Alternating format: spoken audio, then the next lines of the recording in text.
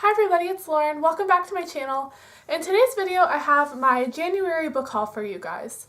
Originally, I was only going to do these hauls once every couple months, but I realized very quickly that that's a terrible idea because I am such a bargain shopper when it comes to book buying that I actually get quite a lot of books every single month, and I just would have way too many if I tried to wait every couple months and film. So today I'm going to be showing you all the books that I managed to get in January. Most of these books came from Book Outlet. I had a couple coupons and I hit a sale as well. So I got most of these really inexpensively, and that's just like my favorite place to buy books from. So most of these books came from there. I did get 2 off Amazon, 2 from Barnes & Noble, and then a couple from Book Depository, but I'll get more into that as I go through each of the books. And yeah, let's just go ahead and hop right into this. I'm not going to go too into detail about all of these because I do have, I think, 18 books here. But yeah, let's just go ahead and hop into it. So I'll start with the books that I found at Barnes & Noble. The first one that I got is Behind Her Eyes by Sarah Pinsborough, and this is a book that I really wanted to read, but honestly, when it comes to like domestic thrillers or murder thrillers, I tend to get them from the library because once you've read it and the mystery's gone, I don't tend to want to reread them, so I don't buy them a lot. But this one was on super clearance at Barnes & Noble, so I couldn't pass it up. This book is about a girl named Louise who is a single mom and kind of in a rut in her life. But one day when she goes out to a bar, she ends up meeting and hooking up with this guy, and they instantly hit it off. But she finds out after that he's her boss and he's actually married, and I don't really know much more than that. I've heard that the end of this book is kind of controversial, but I'm not really sure why, obviously, so I guess I'll read it and find out, and hopefully it's good. The other book that I got at Barnes & Noble I was super excited to find, and it is Hunting Prince Dracula by Kerri Maniscalco, but I was able to get the signed copy. This is so cool that I found this at my bookstore. I love having signed copies, so to have this makes me really excited. I read Stalking Jack the Ripper, which is the first book in this series, last year, and originally I didn't really like that book. I was initially disappointed.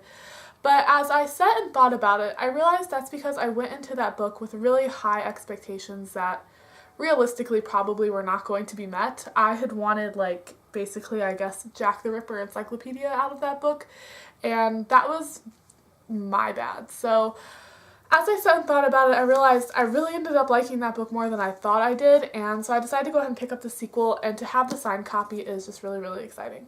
The next 2 books I got off Amazon, and they are both Penguin's Drop Cap books. This is a series of 26 collectible hardbacks, one for each letter of the alphabet, that focuses on modern classics, foreign classics, children classics, and they are just gorgeous books. I've slowly been accumulating them over the past couple months because they are a little bit more pricey, but this is a collection of books that I'm just literally so in love with and can't wait to own them all. And so I managed to pick up the G, which is Lord of the Flies by William Golding. This is a book I never really had to read growing up. I know a lot of people read this in school, but I never had to, so I'm excited to have this one. And I also got Siddhartha by Hermann Hesse. Wow, this is getting like really washed out. This book is like neon yellow in person, but this is another book that I've always wanted to read. This book tells the story of Siddhartha, who is the son of a Brahmin, and he has a pretty lavish and relaxed lifestyle until he hears one of the Buddha's sermons, and it kind of changes his output on life. And then Lord of the Flies is about a group of boys who survive a plane crash, and at first they love being on this island where they have no adult supervision, but eventually that kind of descends into anarchy. I'm really excited to read both of them. They're absolutely gorgeous. I highly suggest looking up this series of books if it interests you because all of the books are gorgeous. They all have the stained pages and they're all a different color, and when you line them up they just look so beautiful. So I'm really happy I got 2 more of these. Another collection of books I've been working on is the Bloomsbury Modern Classics collection. This collection of books is only available in the UK, so I got my copies off Book Depository. That is a website that is very addicting. They have free shipping worldwide, and you can find some amazing editions of books on there. But This collection of books has caught my eye and I've been like oogling it for quite a while, so I went ahead and decided to get a couple of them. And this book series focuses on modern classics. They've taken 10 of them and redesigned their covers, and they're just totally gorgeous. I love seeing them on my shelf, so I'm going to go over the 4 that I got. And the first one is The English Patient by Michael Ondaatje. I'm so sorry if I butchered that name, but this is a story that takes place at the end of World War II. There is a nurse named Hannah who is nursing her last patient, except he's basically been burned beyond all recognition and they have no idea who he is. The only clue to his identity is a copy of the Histories by Herodotus that was found with him, and as the nurse kind of leaves through it, she finds pinned in the margins the details of a love affair. And I think that sounds really, really beautiful. I love this cover. Like, look how gorgeous these are. They all just look so pretty on my shelf. But this is a book I've wanted to read for quite a while. It's a little bit different than I tend to read, but I'm very much looking forward to it. The next book in this set I picked up is The Song of Achilles by Madeline Miller. This is a book that's been on my radar for quite a long time. It is an LGBTQIA+ retelling of the Iliad, which is one of my favorite classics, and I'm just so excited to read this. It follows the story of Achilles and his friend Patroclus as they go off to take part in the Battle of Troy, and I'm just ready for all the feels. I am so excited for this one. The next one I picked up is The Kite Runner by Khaled Hosseini. This is another one that I have wanted to read for absolutely forever, and this cover is so freaking stunning. Like, I am so excited to have this book. This one follows 2 friends, Amir and Hassan, who are living in Kabul. And Amir is the son of a very wealthy family, and Hassan's family is the servants of Amir's, and these 2 boys have been friends for their whole lives. Amir wants nothing more than to win the local kite fighting tournament, and Hassan has promised to help him, but on the way to that tournament, something happens that changes the course of both of their lives. I know this book is going to emotionally destroy me, and I'm very much excited to finally have a copy of it to read. The last Bloomsbury Modern Classic that I picked up this month is The Suspicions of Mr. Witcher by Kate Summerscale. I think this is one of the ones of the whole series I'm most excited to read. This I thought was fiction, but I actually think that it ended up being nonfiction, which is super, super cool. This tells a story of, well, not a story, this recounts the events of a murder that took place in 1860 in England. The Kent family woke up one day to find the youngest member of their family, a little boy, murdered, and the detective at Scotland Yard is pretty much convinced that the family did it, so it charts that murder investigation. This says it's the original Victorian whodunit, and the murder and its investigation provoked national hysteria. I am down for that. I had no idea this was true crime. I think that the cover of this one's gorgeous, and I'm super, super excited to read this, especially more so now that I know it's like based on something real. That's really cool. So the rest of these books came from Book Outlet. I've talked about Book Outlet quite a lot on this channel, and it is my absolute favorite place to buy books from. These are all like hardbacks that I've wanted to read for freaking ever, and I have them all and I don't even know where to start because I want to read them all at once. They're basically like #1 of every fantasy series within YA that I've wanted to read.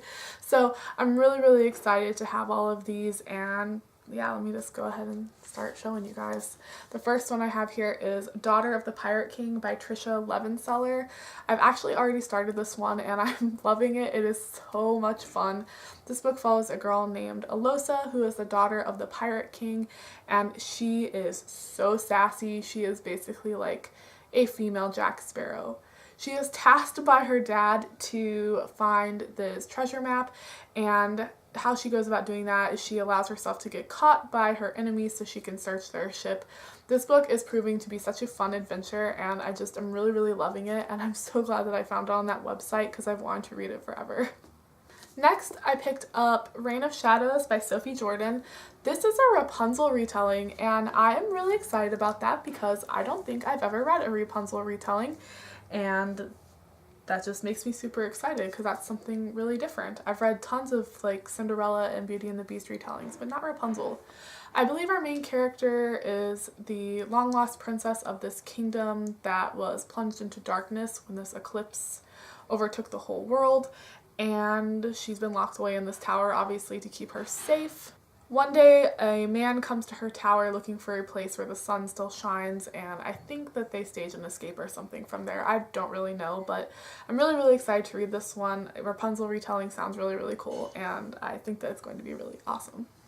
Next, I picked up The Thousandth Floor by Katharine McGee.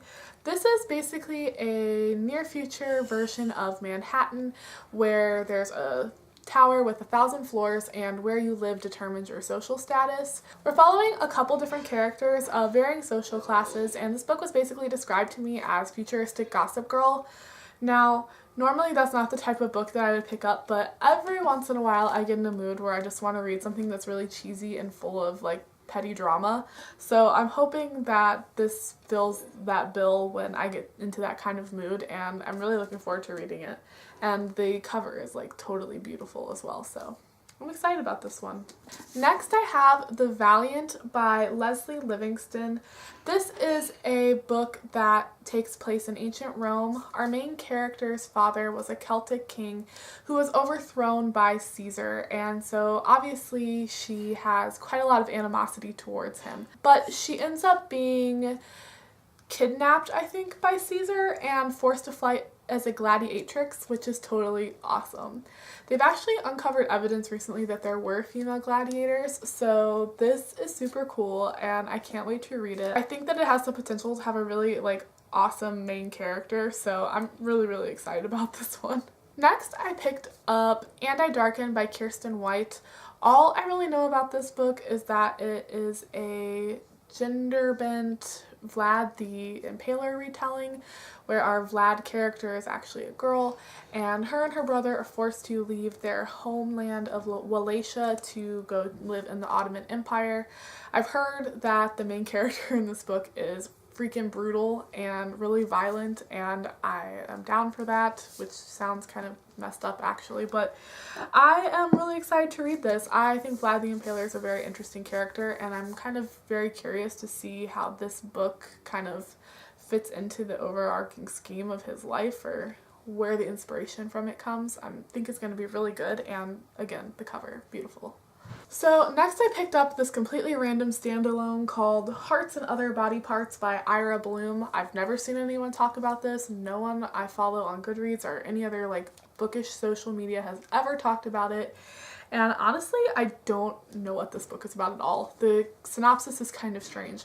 But the reason that I bought this book is for this one sentence right here. I will read it to you. It says, "Hearts and Other Body Parts is a wickedly addictive novel about love, monsters, and loyalty, and a Japanese corpse-eating demon cat." I have no idea how that fits into this book, but I had to know, so I bought this. It was so cheap, I didn't care. And that sentence, I have to know. Like, I have to know what that means. Next, I picked up Roar by Cora Carmack. This book, I think, has a lot of potential. It has to do with storm magic, which is so freaking cool. Like, our main character is a princess of this kingdom where I think everybody has different types of storm magic, and she doesn't, but she's supposed to. So she stumbles into this like black market where people are selling storm magic to people who don't have it. I think that this could be really cool. I hope it lives up to the expectations I'm like building for it, which is never a good thing to do, but I am really excited about this. I think that it could be really unique, and I'm looking forward to reading it. I think it'll be really good.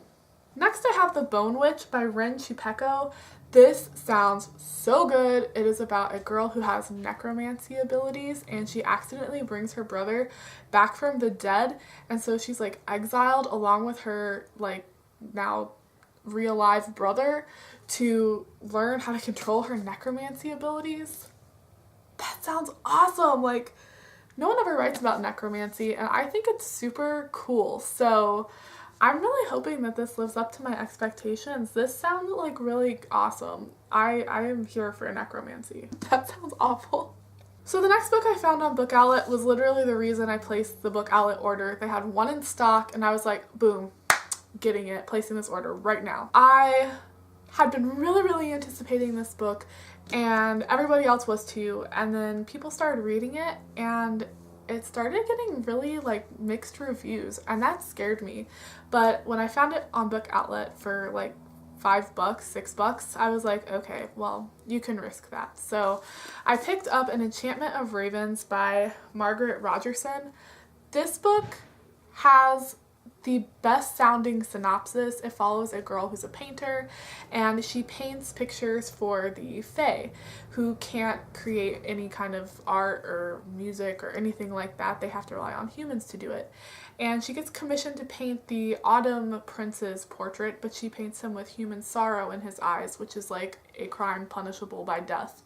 And so obviously she gets whisked away to the Fae courts to stand trial, but then something happens along the way and it sounds awesome, but people were saying it wasn't that good, so I got nervous. But I'm gonna read it. I'm gonna hope it lives up to my expectations. I have very high ones. I think it has like the most gorgeous cover ever. And I mean, I love anything that has to do with Fae, so hopefully that this is good. I'm really hoping that it's good. I really hope that I like it. Next, I found on Book Outlet, I was so excited, but I found Down Among the Sticks and Bones by Seanan McGuire, and this is the second book in the Wayward Children series.